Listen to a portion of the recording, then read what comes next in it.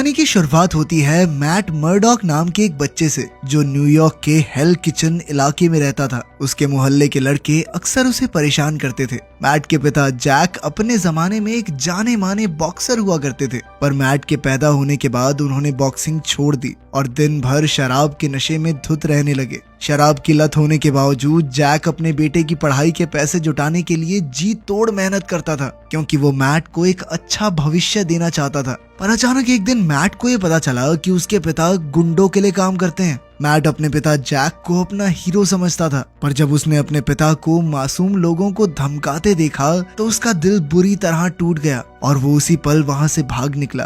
तभी अचानक वो एक ट्रक से टकराने ही वाला था कि ऐन वक्त पर उसे बचाने के चक्कर में ड्राइवर ने ट्रक मोड़ दिया, लेकिन इसी वजह से सड़क पर मौजूद खतरनाक केमिकल से भरे डिब्बे अचानक फट गए और काफी सारा केमिकल मैट पर आ गिरा। इस भयानक केमिकल की वजह से मैट की आंखों की रोशनी चली गई, पर उसके शरीर के सेल्स में कुछ ऐसा चमत्कारी बदलाव हुआ कि उसकी बाकी सेंसेस की ताकत काफी ज्यादा बढ़ गई। अब वो बिना कुछ देखे अपने आसपास के सारे वातावरण को महसूस कर पा रहा था। जब मैट कोमा से बाहर आया तो वो काफी घबराया हुआ था, क्योंकि उसे अपनी नई शक्तियों को संभालना नहीं आता था। कुछ ही समय में जैक उसके कमरे में आया और उसे ये बुरी खबर दी कि उसकी आंखों की रोशनी चली गई है, मगर मैट ने कहा कि वो ये सब पहले से जानता है। तब मैट ने ही अपने पिता को हौसला दिया, क्योंकि जैक को बहुत पछतावा हो रहा था कि उसी की वजह से उसके बेटे के साथ इतना भयानक एक्सीडेंट हुआ। फिर अगले कुछ महीनों तक मैट ने कड़ी मेहनत से धीरे धीरे आंखों के बिना जीना सीखा। उसकी जिंदा दिली देखकर उसके पिता ने भी जोश में आकर फिर से बॉक्सिंग शुरू कर दी। उसने कई महीनों तक जी तोड़ ट्रेनिंग की और इतने सालों बाद बॉक्सिंग रिंग में वापसी की। अपने पिता की इतनी मेहनत से इंस्पायर होकर मैट भी बॉक्सिंग प्रैक्टिस करने लगा। जल्द ही उसे एहसास हुआ कि उसकी सुनने और छूने की शक्ति और तेजी से बढ़ रही है। अब वो इतना माहिर हो चुका था कि ये पूरा शहर मानो उसके खेल का मैदान बन गया था। अपनी शक्तियों की मदद से मैट का डर पूरी तरह गायब हो चुका था। अब तो उसके मोहल्ले के शरारती बच्चे भी उसका कुछ नहीं बिगाड़ पाते थे। अगर कोई उसे परेशान करता तो मैट उनकी हड्डी पसली एक कर देता। खैर, एक रात जब जैक रिंग से लौटा तो फैलन नाम का एक आदमी उससे मिलने आया। फैलन उसी गैंग का बॉस था जिसके लिए जैक काम करता था। फैलन चाहता था कि जैक काम पर वापस लौट आए, पर जैक ने इससे साफ इनकार कर दिया। तब फैलन ने खुलासा किया कि तुझे क्या लग रहा, तू बहुत बड़ा बॉक्सर बन गया है? अब तक जितने भी लोगों को तूने हराया ना, वो सब मेरे लिए काम करते हैं और मैंने कहा था कि तुझे जीतने दे, समझा? और आज तुझे हारना होगा, क्योंकि मैंने सट्टा लगाया तेरे हारने पर। अपनी और अपने बेटे की जान बचाने के लिए जैक जानबूझकर फाइट हारने को तैयार हो गया, लेकिन जैसे ही वो जमीन पर गिरा तो उसे अपने बेटे की आवाज सुनाई दी जो उसे जीतने का हौसला दे रहा था। तब जैक ने अपनी सारी ताकत इकट्ठा करके अपने ओपोनेंट पर जानलेवा वार कर दिया। ये देखकर फैलन आग बबूला हो गया और अब वो इतनी आसानी से मानने वाला नहीं था। उसी रात उसके गुंडों ने जैक को पकड़कर उसे बहुत बेरहमी से पीटा। जब तक मैट वहां पहुंचा तब तक उसके पिता की मौत हो चुकी थी। अब मैट एकदम अकेला हो चुका था और उसी पल उसने ठान लिया कि वो जरूरतमंद लोगों की मदद करेगा और उन पर अत्याचार करने वाले लोगों को सबक सिखा कर रहेगा। इसके 20 साल बाद मैट अब एक बेहतरीन वकील बन चुका था। अपनी शक्तियों की बदौलत वो लोगों का झूठ उसी पल पकड़ लेता। वो अपने क्लाइंट्स को न्याय दिलाने की हर मुमकिन कोशिश करता था, पर कभी कभी मुजरिम पैसों से कानून खरीद लेते थे। ऐसे समय में मैट कानून को अपने हाथ में लेकर रात को अपनी डेयर डेविल कॉस्ट्यूम पहनकर मिशन पर निकल जाता। अब हम होजे केसाडा नाम के एक अपराधी को देखते हैं जिसने कुछ महीनों पहले एक औरत के साथ घिनौना जुर्म किया था, लेकिन आज उसने पैसों से जज का मुंह बंद करके बेल ले ली थी। अब वो एक बार में जश्न मनाने गया तो अचानक डेयर डेविल उसका हिसाब चुकता करने के लिए वहां पहुंचा। उसे देखते ही होजे के गुंडों ने डेयर डेविल पर अंधाधुंध गोलियां बरसा दी, लेकिन एक भी गोली उसका बाल तक छू नहीं पाई और उसने सभी गुंडों को धूल चटा दी। अपनी सुनने की अद्भुत शक्ति से वो दूर से ही गोली की आवाज सुनकर अपना बचाव कर लेता। आखिरकार सभी गैंग मेंबर्स को पीटने के बाद डेयर डेविल अपने असली टारगेट की ओर बढ़ा। होजे तुरंत वहां से भाग निकला और हाथ में रिवॉल्वर लिए ट्रेन स्टेशन पर जा छुपा, लेकिन डेयर डेविल ने चुपके से उसे पीछे से पकड़ लिया। अब वो होजे को मौत के घाट उतारने ही वाला था कि अचानक एक ट्रेन आ गई और डेयर डेविल दर्द से बुरी तरह चिल्लाने लगा। असल में उसके कानों को छोटी से छोटी आवाज सुनाई देती थी और इतने ज्यादा शोर में उसे बहुत परेशानी होती थी। इसी मौके का फायदा उठाकर होजे ने अपनी बंदूक निकाली और डेयर डेविल की जान लेने को तैयार हो गया, मगर इससे पहले कि वो गोली चलाता डेयर डेविल ने उसे धक्का देकर पटरियों पर फेंक दिया। कुछ ही पलों में एक ट्रेन तेजी से आई और उसे चीरती हुई चली गई। बाद में पुलिस को होजे की लाश 2 हिस्सों में कटी हुई मिली। कुछ ही पलों में बेन नाम का एक आदमी वहां पहुंचा। वो यहाँ सबूत इकट्ठे करने आया था ताकि वो ये साबित कर सके कि इसके पीछे डेयरडेविल का हाथ है। उधर मैट जब घर पहुंचा तो वो अपना सूट उतार कर नहाने लगा। तभी अचानक उसे एक औरत को गोली लगने की आवाज सुनाई दी। इसलिए मैट ने पूरी रात अपने कान पानी में डुबा कर रखे। फिर अगली सुबह जब मैट अपने पार्टनर फॉगी से मिला तो पता चला कि एक अखबार में खबर छपी थी कि होजे की मौत के पीछे डेयरडेविल का हाथ है। मैट ने कहा कि ये सब मनगढ़ंत कहानियां हैं और असलियत में डेयरडेविल नाम का कोई सुपर हीरो नहीं है। पर फॉगी को पूरा विश्वास था कि डेयरडेविल असली है और एक दिन वो उससे जरूर मिलेगा। खैर फिर फॉगी ने मैट से कहा कि उन्हें और भी लोगों के केस लड़ने चाहिए, क्योंकि अब तक उन्होंने सिर्फ बेगुनाहों के ही केस लड़े हैं और इन लोगों के पास देने के लिए ज्यादा पैसे नहीं होते। मगर मैट ने मुजरिमों के लिए काम करने से साफ इनकार कर दिया और कहा कि ऐसा करना बिल्कुल ठीक नहीं होगा। तभी अचानक मैट को किसी लड़की के आने की आवाज सुनाई दी। उसी पल इलेक्ट्रा नाम की एक लड़की रेस्टोरेंट में आई और मैट तो एक ही पल में उसकी खुशबू का दीवाना हो गया। उसने जाकर इलेक्ट्रा से बात करने की सोची, पर थोड़ी देर बात करने के बाद भी इलेक्ट्रा ने उसे अपना नाम नहीं बताया। इलेक्ट्रा तो अपनी कॉफी लेकर वहां से चली गई, मगर मैट अब भी उसे भुला नहीं पा रहा था। तो उसने इलेक्ट्रा का पीछा करने का फैसला किया। जैसे ही इलेक्ट्रा को एहसास हुआ कि कोई उसका पीछा कर रहा है तो उसने मैट पर हमला बोल दिया, मगर अंधा होने के बावजूद भी मैट ने बड़ी आसानी से अपना बचाव किया। वहीं मैदान में खेल रहे बच्चे जल्द ही उनकी हाथापाई देखने के लिए इकट्ठा हो गए। आखिरकार मैट ने इलेक्ट्रा को हरा ही दिया और उसी पल इलेक्ट्रा ने उसके पैर पर पैर मारकर उसे एक बेंच पर धक्का दे दिया। आखिर में अपनी जीत से खुश होकर उसने मैट को अपना नाम बताया। उसी पल उसके बॉडीगार्ड आ गए तो इलेक्ट्रा उसे अलविदा कहकर जाने लगी। तब मैट को पता चला कि इलेक्ट्रा निकोलस नाचोस नाम के एक अरबपति बिजनेसमैन की बेटी है। जाने से पहले इलेक्ट्रा ने कहा कि वो जल्द ही उससे दोबारा मिलेगी। वहीं दूसरी ओर हम देखते हैं कि निकोलस किंगपिन से मिलने गया था। निकोलस किंगपिन से अपनी पार्टनरशिप तोड़ना चाहता था, क्योंकि वो रोज रोज की धमकियों की वजह से अपने परिवार की जान खतरे में नहीं डाल सकता था। इसीलिए उसने विल्सन फिस्क को अपने बिजनेस का हिस्सा खरीदने को कहा। इधर मैट जब अपने ऑफिस पहुंचा तो उसे पता चला कि एक नया क्लाइंट उससे मिलने आया है। इस आदमी का नाम स्टीव था, जिस पर लीजा नाम की लड़की के कत्ल का इल्जाम था। पर स्टीव से कुछ ही मिनट बात करने पर मैट को एहसास हो गया कि वो बेगुनाह है और उसने स्टीव का केस लड़ने के लिए हाँ कर दी। अब उन्हें लीजा के असली कातिल तक पहुंचने के लिए सबूतों की जरूरत थी। इसलिए मैट ने खुद चुपके से लीजा के घर की छानबीन करने का फैसला किया। जब मैट ने उसके कारपेट पर हाथ फेरा और वहां मौजूद खून की गंध ली तो वो समझ गया कि लीजा को घर के अंदर गोली मारने के बाद बाहर घसीटा गया था। इसके बाद लीजा के टेबल को छूने पर मैट को कुछ अक्षर और नंबर्स महसूस हुए। उसने फॉगी से इन अक्षरों को अपनी नोटबुक में लिखने को कहा। इसके कई हफ्तों बाद जब स्टीव कोर्ट में पेश हुआ तो मैट ने उसे बचाने के लिए इकट्ठा किए हुए सभी सबूत पेश कर दिए। पेशी के बाद इलेक्ट्रा उससे मिलने आई तो मैट बेहद खुश हुआ। मैट उसे अपने साथ एक पुरानी बिल्डिंग की छत पर ले गया, जहां से वो बचपन में पूरा शहर देखा करता था। उसी पल मैट ने कहा कि जल्द ही बारिश होने वाली है। बारिश की हर बूंद नीचे गिरने पर उसे आवाज आती थी और जैसे ही बारिश उसकी आंखों में पड़ती तो मैट को लगता जैसे वो फिर से देख पा रहा है। उसी समय बारिश होने लगी और मैट को एहसास हुआ जैसे वो इलेक्ट्रा को देख सकता है। इलेक्ट्रा की खूबसूरती पर मैट का दिल आ गया और उसने इलेक्ट्रा को चूमने का फैसला किया। पर तभी अचानक उसे पास ही में हो रही लड़ाई की आवाजें सुनाई दी। अब मैट ने ना चाहते हुए भी इलेक्ट्रा को अलविदा कहा और अपना फर्ज निभाने निकल पड़ा।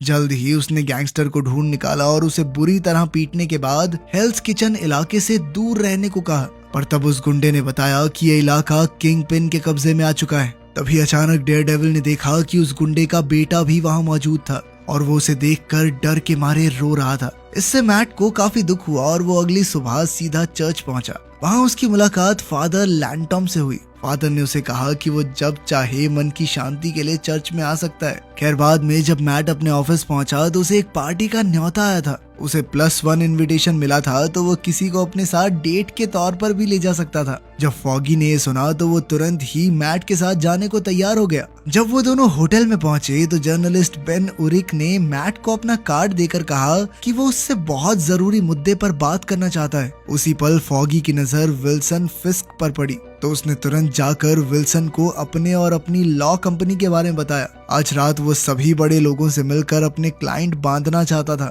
मगर उसी पल मैट ने कहा कि वो विल्सन के लिए केस नहीं लड़ सकता क्योंकि उनकी कंपनी सिर्फ बेगुनाहों के लिए केस लड़ती है। इतना कहते ही वो हॉल में इलेक्ट्रा को ढूंढने निकल पड़ा। कुछ ही पलों में वो इलेक्ट्रा की खुशबू के जरिए उस तक पहुंच गया। मैट ने इलेक्ट्रा से उस रात के लिए माफी मांगी क्योंकि वो अचानक उसे छोड़कर चला गया था, जिसके बाद वो दोनों एक साथ डांस करने लगे। तभी हम देखते हैं कि बुल्सआई नाम का एक खतरनाक गुंडा न्यूयॉर्क में आ पहुंचा था और उसने एक मासूम आदमी की जान लेकर उसकी मोटरसाइकिल छीन ली। उधर निकोलस अपनी बेटी को मैट के साथ डांस करता देखकर मुस्कुरा रहा था। कुछ ही पलों में विल्सन चुपके से वहां आया और उसके साथ पार्टनरशिप खत्म करके उसकी जेब में गुलाब का फूल रख गया। उसी पल निकोलस को एहसास हो गया कि उसकी जान को खतरा है, इसलिए वो तुरंत अपने बॉडीगार्ड्स के साथ वहां से जाने लगा। जैसे ही इलेक्ट्रा ने अपने पिता को जाते देखा तो वो समझ गई कि कुछ तो गड़बड़ है और वो उनसे बात करने पहुंची। पर तब निकोलस ने इलेक्ट्रा को भी बॉडीगार्ड्स के साथ घर वापस जाने को कहा।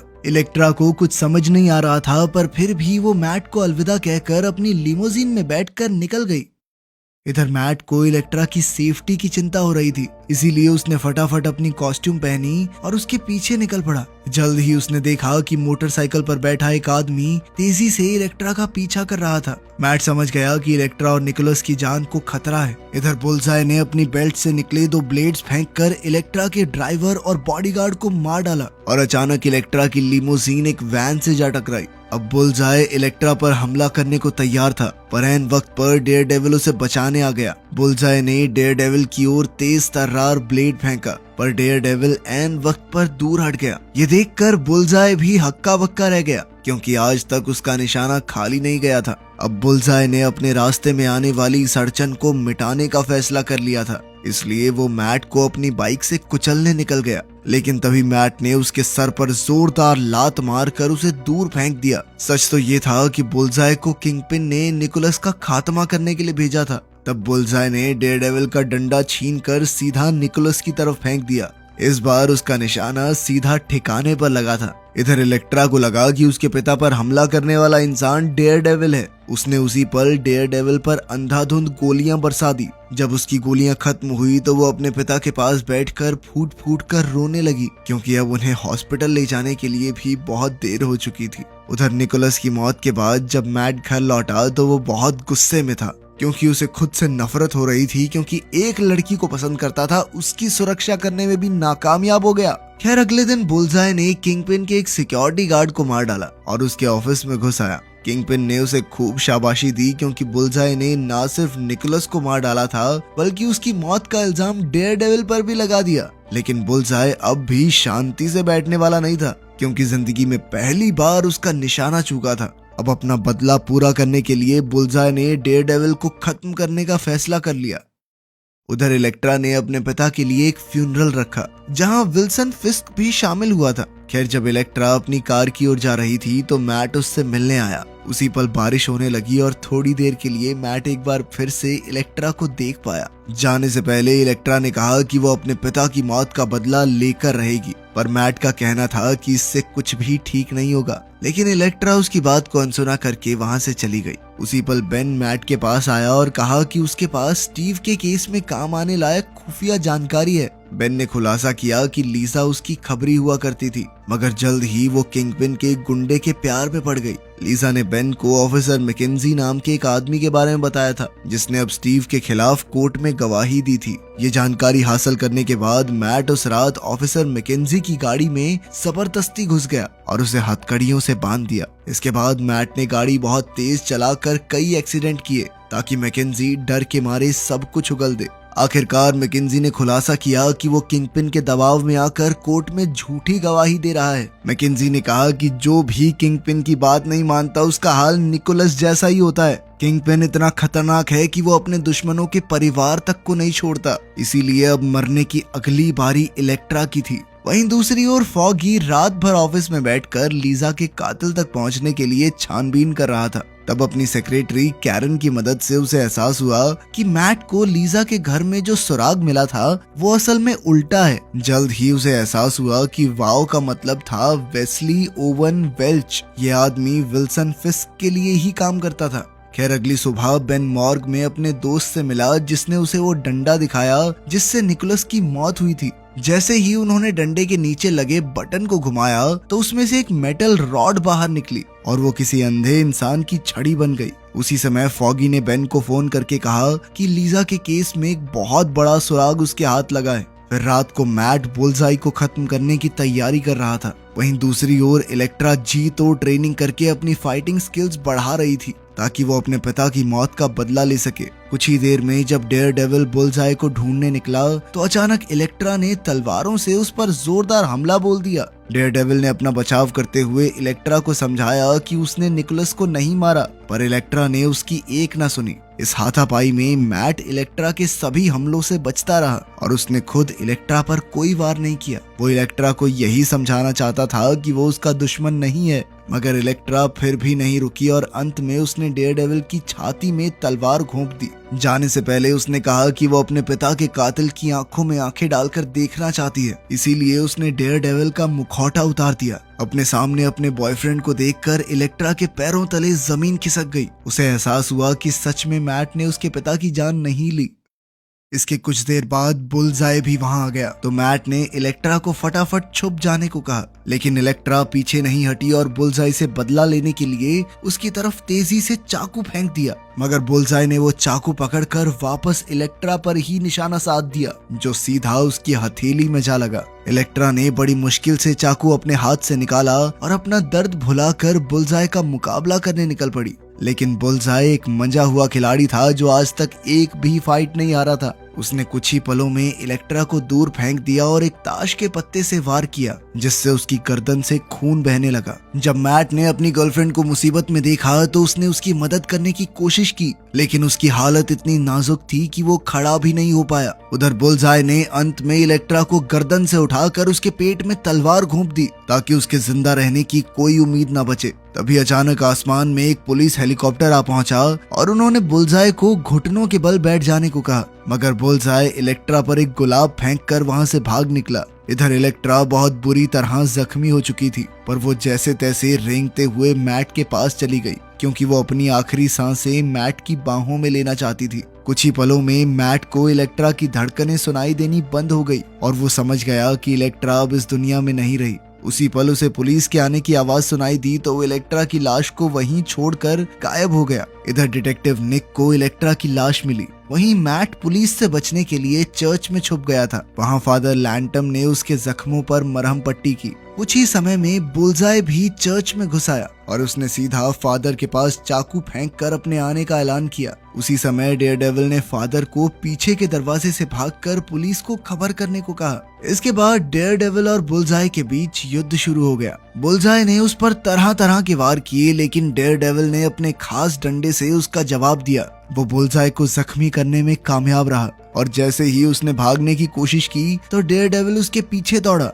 अब वो दोनों चर्च के पिलर्स से लटके हुए थे कि अचानक से कुछ चमगादड़ों का झुंड उन पर टूट पड़ा और डेयर डेविल पिलर से नीचे जा गिरा, मगर जमीन पर गिरने से पहले उसने अपनी रस्सी से खुद को वापस ऊपर खींच लिया और एक बार फिर बुलजाई के साथ लड़ने लगा। इस जबरदस्त मुकाबले में बुलजाई को एहसास हो गया कि वो हारने वाला है, इसीलिए उसने भागने की कोशिश की, पर मैट अब भी उसका पीछा नहीं छोड़ रहा था। तब बुलजाई ने अपने सभी ब्लेड्स एक साथ उसकी तरफ फेंक दिए, पर डेयर डेविल ने उन्हें हवा में ही पकड़ लिया और वापस बुलजाई पर वार किया। जल्द ही बुलजाई के ब्लेड्स उसके माथे पर जा लगे और वो चर्च की खिड़की से बाहर जा गिरा। अब उसने टूटे कांच के टुकड़े इकट्ठा किए और डेयर डेविल पर निशाना लगाया, पर वो इस बार भी सही सलामत बच गया। आखिरकार बुलजाई को एक तरकीब सूझी और उसने जोर जोर से चर्च की घंटी को बजाना शुरू कर दिया ताकि उसके शोर से डेयर डेविल को तकलीफ हो। उसकी तरकीब कामयाब रही क्योंकि अब डेयर डेविल अपने कान बंद करके बुरी तरह करहा रहा था। इधर पुलिस भी चर्च में घुस आई थी।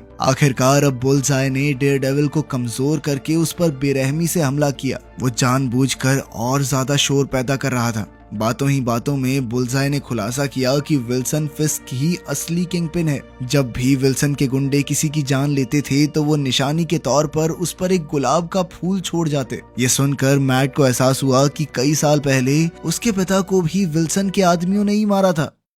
अब बुल्सआई उसके दिल में चाकू घोंपकर उसका काम तमाम करने ही वाला था कि डेयरडेविल ने ऐन वक्त पर उसे रोक दिया। तभी उसे पुलिस की चलाई एक गोली की आवाज सुनाई दी तो उसने बुल्सआई का हाथ आगे कर दिया, जिससे वो गोली बुल्सआई को लग गई। बुल्सआई ने जख्मी होने के बाद डेयरडेविल के सामने घुटने टेक दिए। तब डेयरडेविल ने उसे उठाकर खिड़की से बाहर फेंक दिया और वो सीधा बेन की गाड़ी के शीशे पर जा गिरा। इसके बाद डेयरडेविल किंगपिन का किस्सा खत्म करने निकल पड़ा, पर जैसे ही वो विल्सन की बिल्डिंग में पहुंचा तो उसने देखा कि विल्सन पहले से उसका इंतजार कर रहा था। विल्सन का मुकाबला करना इतना आसान नहीं था। विल्सन बहुत ताकतवर था और उसने उसे उठाकर कांच के दरवाजे पर दे मारा, जिसके टूटने के शोर से डेयरडेविल को बहुत दर्द हुआ। विल्सन ने इसी मौके का फायदा उठाकर उसे दीवार पर पटक दिया। आखिरकार उसने अपने डेस्क से एक गुलाब निकाला और फिर डेयरडेविल का मुखौटा हटा दिया। जब उसके सामने मैट का असली चेहरा आया तो वो एकदम हैरान रह गया। उसे यकीन नहीं हो रहा था कि एक अंधा वकील न्यूयॉर्क का सबसे ताकतवर सुपर हीरो है। खैर, अब विल्सन उसका सर धड़ से अलग करने ही वाला था कि ऐन वक्त पर मैट ने आग बुझाने के लिए लगाए स्प्रिंकलर्स ऑन कर दिए। पानी गिरने पर अब मैट अपने दुश्मन को देख पा रहा था और तभी उसने विल्सन पर जबरदस्त हमला बोल दिया। उसी समय उसे पास ही में पुलिस की गाड़ियों के आने की आवाज सुनाई दी और उसने गाड़ी के रेडियो से सुना कि बेन ने डिटेक्टिव निक को किंगपिन की असलियत के बारे में बता दिया था। अब विल्सन को गिरफ्तार कर लिया जाएगा और वो पूरी जिंदगी जेल में बिताएगा। आखिरकार मैट उसे वहीं छोड़कर अपने घर लौट आया। फिर अगले दिन स्टीव को केस से बरी कर दिया गया क्योंकि फॉगी ने कोर्ट में साबित कर दिया था कि वेस्ले ने विल्सन के कहने पर लीजा की जान ली थी। दोपहर के समय मैट चर्च में फादर लैंटन से मिलने गया। वहाँ उसकी मुलाकात बेन से हुई। बेन ने उसे बताया कि वो अगली कहानी लिख रहा है जिसका नाम होगा अंधा कानून। इस कहानी में वो पूरी दुनिया के सामने डेयरडेविल की असलियत का पर्दाफाश करने वाला था, मगर अंत में जब बेन ने अपना आर्टिकल पूरा कर लिया तो उसने सब कुछ डिलीट करने का फैसला किया, क्योंकि अगर डेयरडेविल इन सड़कों पर नहीं रहेगा तो अपराधी न जाने क्या करने लगेंगे। वीडियो पसंद आई तो लाइक कर देना, चैनल को सब्सक्राइब कर लेना। मिलते हैं अगली वीडियो में।